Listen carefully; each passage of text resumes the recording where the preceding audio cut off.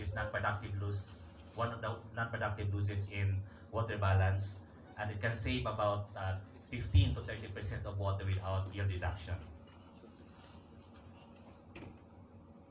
So as I mentioned a while ago, this technology has been there for quite a while, but it was so difficult to promote to the farmers. So in early 2000, we developed a very simple tool for it to be disseminated. So just this field water tube, which allowed the farmers to see the water below the soil surface, which is a hidden resources for them. And based on this one, they'll just check whether there's still water in that pipe before re-irrigating the fields. The problem of complexity that we experienced in the initial promotion of AWD has been solved now, because with this field water tube, you don't have to think for any other things. Now just check the water, because with that you'll be able to really save water without yield reduction. So there's no recipe for soil type, hydrology, and there's not much change on other production practices, including nutrient management and other things.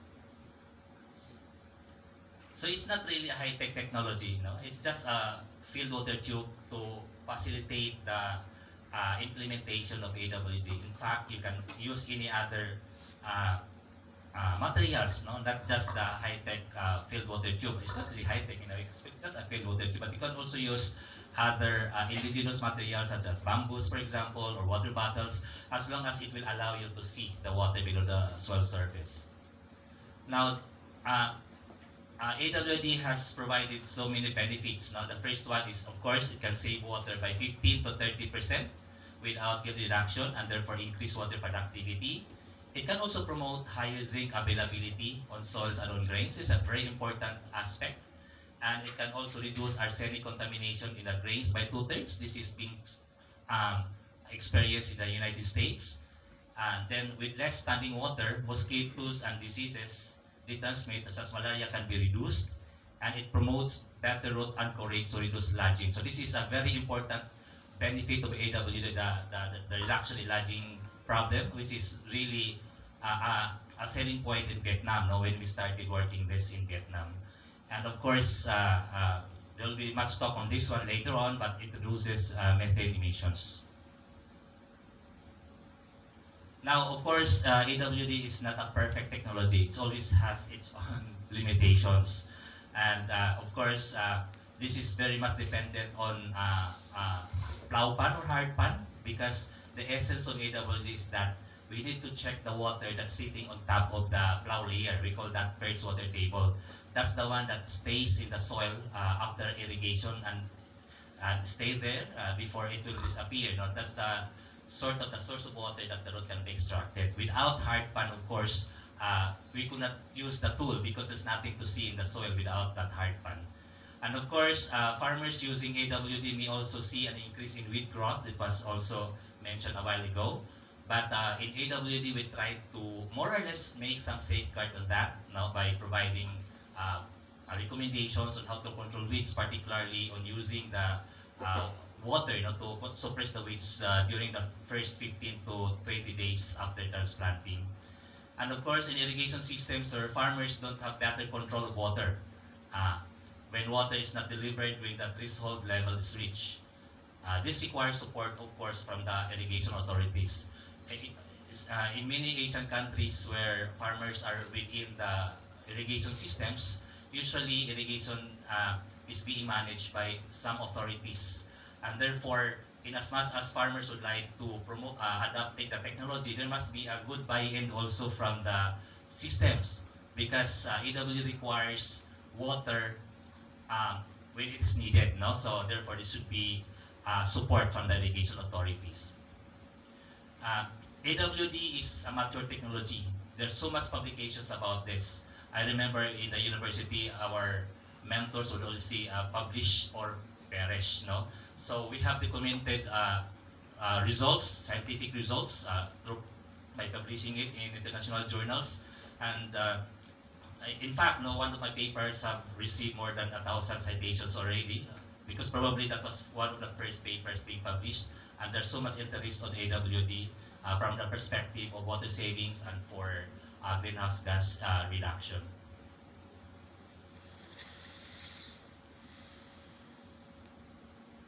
Now, adoption of AWD has been ongoing across Asia, I would say also across the world.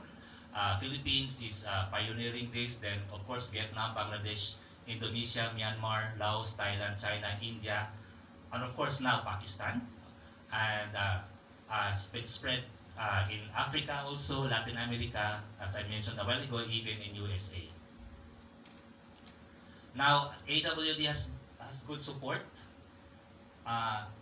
in terms of policy. In fact, ASEAN, no? This is the Association of Southeast Asian Nations, and its member states already recognize AWD as a promising technology change adaptation and mitigation strategy, and have promoted it through the national policies, ASEAN guidance, and regional collaborations.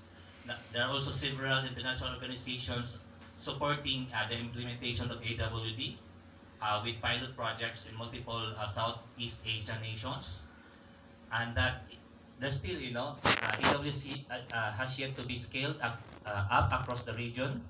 So policy makers, project implementers, and researchers all have roles to play in strengthening incentives, helping farmers adopt AWD and deepening the knowledge base.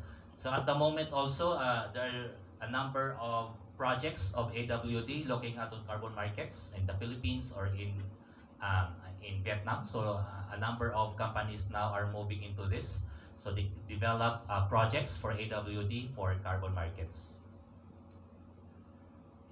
AWD has also been included in the Clean Development Mechanism in rice production, and some approved methodology on methane emission reduction by adjusted water management practice in rice cultivation.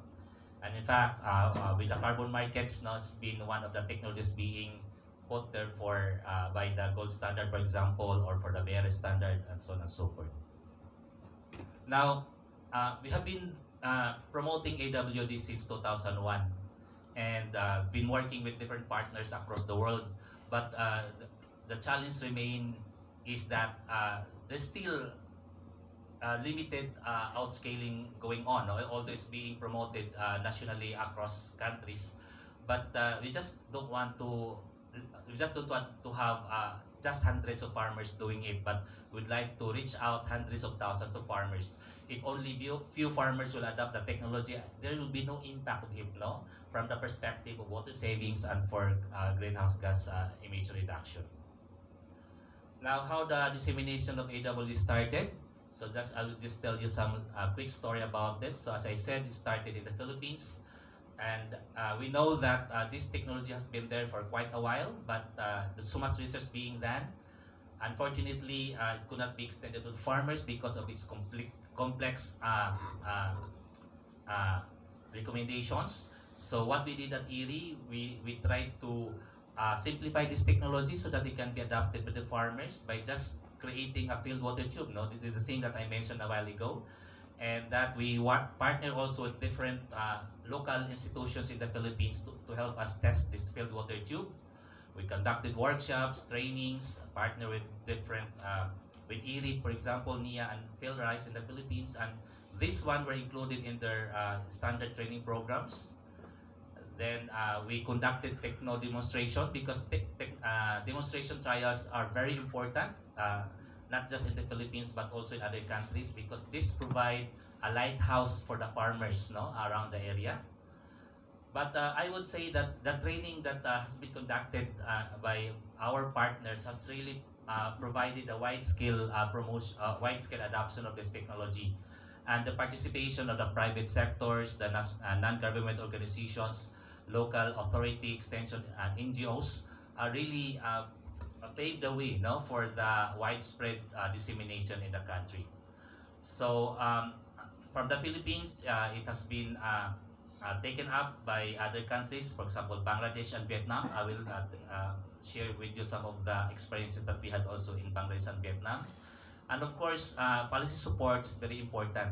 And as much as farmers would like to adopt this, but if there's no policy support, it could not really be outscaled at a large scale level. No? So we have we're able to secure administrative order by the Department of the Agriculture Secretary in 2009 to outscale the technology to all rice areas in the Philippines.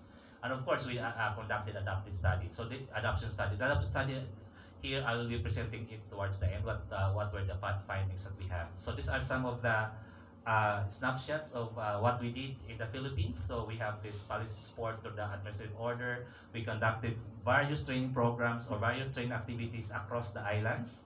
And of course, creating training modules are very important also in the dissemination process. And initially, we worked with farmers, individual farmers, but as I said, just on individual farmers, I think you cannot really achieve impact. No, it needs to be done at a system level, okay? And that we tap the big national irrigation systems in the Philippines to help us promote this technology and have this implemented in the system. These are the estimated number of farmers adopting the technology. This data was in 2012. Unfortunately, there were no assessment after this is being done. So we just don't have any idea what's the status at the moment. But as I said, this has been implemented now by various national irrigation systems in the Philippines. So I guess it should be doubled or tripled at this point of time. Now, you might say, no, we started working with farmers, individual farmers, but how about if we will adopt AWD at a system level? So we did that study as well. No? So we'd like to see if there is savings, if everyone will be doing that. What will be the effect of the different scales on the savings of water and whether it can be implemented successfully. So we selected one system in the Philippines for this study. And the finding that we had is that AWD has been successfully implemented at field and turnout levels, and water savings at field levels are still the one similar to the one that we have been reporting, no, ranging from 11 to 17% at the field level, turnout level 22 to 32%, and no yield reductions. Just to take note that, of course, different sites may have different savings in terms of percentages, but this is one of the outputs that we had in that system. Okay, so now in Vietnam, this is a very interesting story in Vietnam. No, so we have those demonstration trials in the Philippines in early 2001.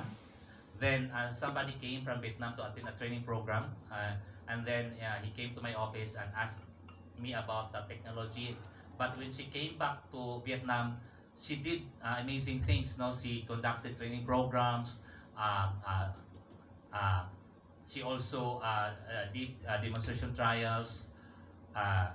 Then, of course, she developed also extension materials. So initially, we have already extension materials developed. So she just tried to convert that into its own local language. Then the good thing with Vietnam is that there's so much support, no, from the government. In fact, AWD has been certified as a technology for rice production. So that's the best thing that happened in Vietnam. And in Vietnam, there are so many rice programs in the country, and they tried to incorporate AWD into the big rice program, which is really the one mass 5 reduction program. So that's a big program in Vietnam, and they were able to incorporate AWD in that program. Then so the adoption study in Vietnam, particularly in An Giang province, really shows that there's so much potential of this. No, they were able to save 10 times to 6 times of pumping cost, and rice plants have better rooting system, hence reduced lodging, enable farmers to use machine and harvesting, and farmers have peace of mind, no, with AWD. Now in Bangladesh, again similar story. So they conducted this program, and again the lesson is that there's so much. The lesson is that the success in Bangladesh was due to the support of the different institutions, as well as the support of the private sector. No? In fact, Syngenta during the time played significant roles in the initial promotion of AWD in the country.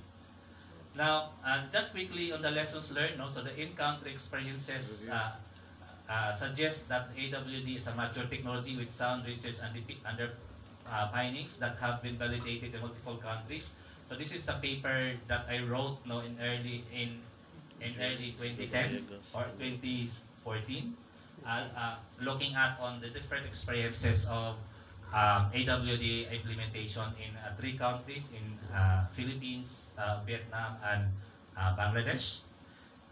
Here, the technology has been disseminated and has positively affected rice farmers' livelihoods, and that the current recommendation in terms of varieties is okay. Then savings, 17%, Vietnam, Philippines, 32%. So it varies really from country to country. And that the main lesson here is that there must be a multi-stakeholder partnership. No, it's not just one institution who will be doing this, because that entails collaboration across actors in the country to be able to disseminate the technology at larger scale. With that, I would like to say thank you, and I'm ready to welcome your questions.